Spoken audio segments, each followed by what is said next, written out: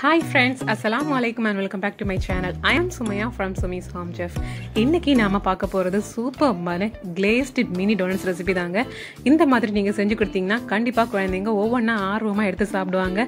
குட்டி குட்டியா இருக்குறதுனால பார்க்கவும் ரொம்ப கியூட்டா இருக்கும். இப்போ இது எப்படி பண்றதுன்னு பார்க்கலாம் வாங்க. ஃபர்ஸ்ட் வந்து 1 கப் அளவுக்கு வெதுவெதுப்பான பால் எடுத்து வச்சிருக்கேன். அதுல 1 டேபிள்ஸ்பூன் அளவுக்கு சுகர் சேர்த்துக்கலாம். சுகர் கலந்ததுக்கு அப்புறமா 1 டீஸ்பூன் அளவுக்கு ஈஸ்ட்டை அதில் போட்டுக்கிறேன். இப்போ இதை ரொம்ப டீப்பாக மிக்ஸ் பண்ண வேண்டாம். லைட்டாக வந்து மேலோட்டமாக அந்த மாதிரி கலந்து விட்டுட்டு அப்படியே அதை வந்து ஒரு 15 மினிட்ஸுக்கு மூடி வச்சுக்கலாங்க. ஆஃப்டர் 15 மினிட்ஸ் இந்த மாதிரி நல்லா ஈஸ்ட்டு ரைஸ் ஆகிருக்கும். இப்போ வந்து நாம் மாவு ரெடி பண்ணிக்கலாம். ஸோ அதுக்கான ஒரு பாத்திரத்தில் ஒரு முட்டையை உடைச்சி விட்டுக்கிறேன். இப்போ இது கூடவே ஒரு 1/4 கப் அளவுக்கு சுகர் சேர்க்குறோம். அண்ட் இங்கே வந்து நம்ம 1/2 kg மாவுக்கு தான் செய்ய போகிறோம். ஸோ அதுக்கான மெஷர்மெண்ட்ஸ் தான் நீங்கள் இப்போ பார்த்துட்ருக்கீங்க. இதில் வந்து ஒரு 1/4 டீஸ்பூன் அளவுக்கு மட்டும் உப்பு சேர்த்து நல்லா கலந்து விட்டுக்கலாங்க. ஸோ நல்லா கலந்ததுக்கு அப்புறமா நாம் இதில் 2 டேபிள் ஸ்பூன் அளவுக்கு நெய் சேர்க்குறோம். இதுக்கு பதிலாக நீங்கள் வெண்ணெயை கூட உருக்கி சேர்த்துக்கலாம். சேர்த்ததுக்கு அப்புறமா நம்ம இதையும் அகைன் நல்லா மிக்ஸ் பண்ணிக்கலாங்க.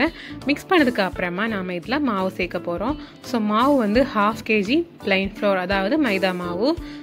ஸோ அதையும் இப்போ நல்லா மிக்ஸ் பண்ணதுக்கு அப்புறமா சேர்க்குறோம்.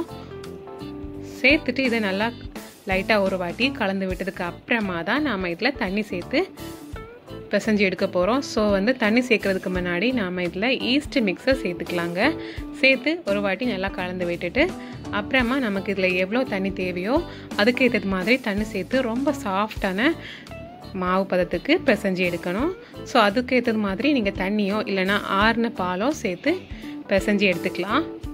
அண்ட் மாவோட டெக்ஸ்டர் வந்து எந்த மாதிரி இருக்கணும் அப்படின்னு பார்த்தீங்கன்னா ரொம்பவும் ஸ்டிக்கியாக வர்றது மாதிரி தண்ணி விட்டு பிசைஞ்சு எடுக்கணும். பட் அந்த ஸ்டிக்கியாக இருக்கிறது நம்ம இந்த மாதிரி ஒட்டும்ல. ஸோ இந்த மாதிரி ஸ்டேஜில் நம்ம இன்னும் ரொம்ப நேரம் ப்ரெஸ் பண்ணி நல்லா சாஃப்டான டஃபாக பிசைஞ்சு எடுக்கும்போது அந்த ஒட்டுற தன்மையும் சேஞ்ச் ஆகிரும். இப்போ பாருங்கள் சுத்தமாக ஒட்டலை.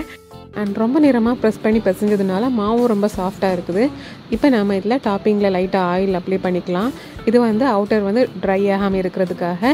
இப்போ லிட்டை வச்சு க்ளோஸ் பண்ணிக்கலாம். 2 மணி நேரம் இது அப்படியே இருக்கட்டும். இது ரைஸ் ஆகிறதுக்கு அப்புறமா நம்ம எடுத்து பார்க்கலாம். இப்போ 2 மணி நேரத்துக்கு அப்புறமா ஓப்பன் பண்ணி பார்க்குறோம். பாருங்கள் சூப்பராக டபுள் சைஸில் வந்துருக்குது. இப்போ இதை வந்து இதில் இருக்க ஏரெல்லாம் ரிலீஸ் ஆகிறது மாதிரி லைட்டாக ப்ரெஸ் பண்ணி விட்டுக்கலாம். இப்போ இந்த மாவை ரோல் பண்ணுறதுக்காக அந்த பாத்திரத்துலேருந்து எடுத்து மாற்றிக்கிறேன்.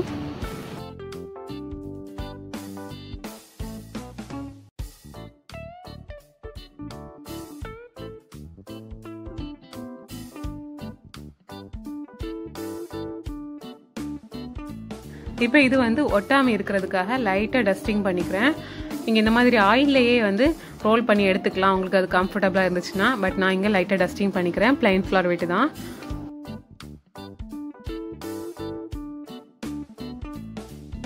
அண்ட் இந்த மாவை எந்த அளவுக்கு தின்னா ரோல் பண்ணி எடுக்க போகிறோம் அப்படின்னு பார்த்தீங்கன்னா 1/2 இன்ச் சைஸ் அளவுக்கு இருந்தால் போதும். ஸோ அந்த சைஸில் வர்றது வரைக்கும் நாம் இதை ரோல் பண்ணிக்கலாம். அவ்வளோதான், ரோல் பண்ணி முடிச்சாச்சு. ஸோ இந்த சைஸில் தான் வச்சுருக்கேன்.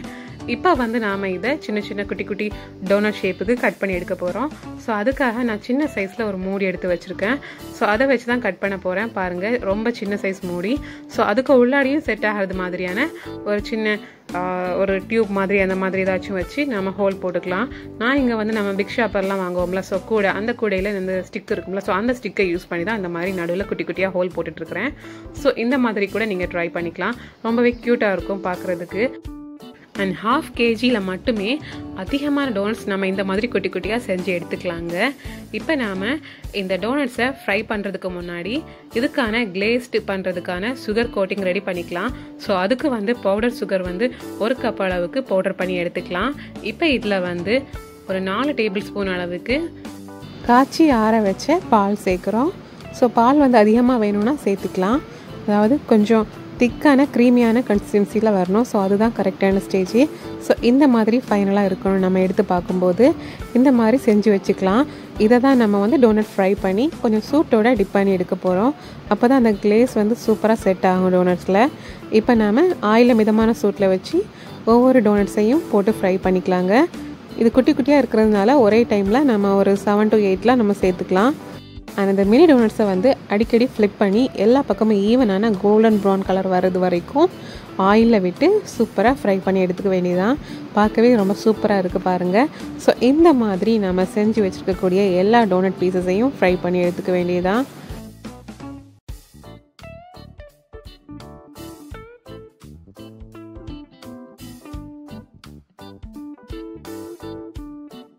அண்ட் டோனட்ஸ் வந்து நம்ம ஃப்ரை பண்ணது ரொம்ப ஆறுறதுக்கு முன்னாடி, அதாவது கொஞ்சம் வார்மாக இருக்கும்போதே நம்ம செஞ்சு வச்சுருக்கக்கூடிய அந்த சுகர் மிக்ஸில் டிப் பண்ணி 2 பக்கமும் ஃப்ளிப் பண்ணி டிப் பண்ணி எடுக்கணும். ஸோ அந்த மாதிரி எடுத்து ஒரு பிளேட்டில் மாற்றி வச்சுக்கோங்க.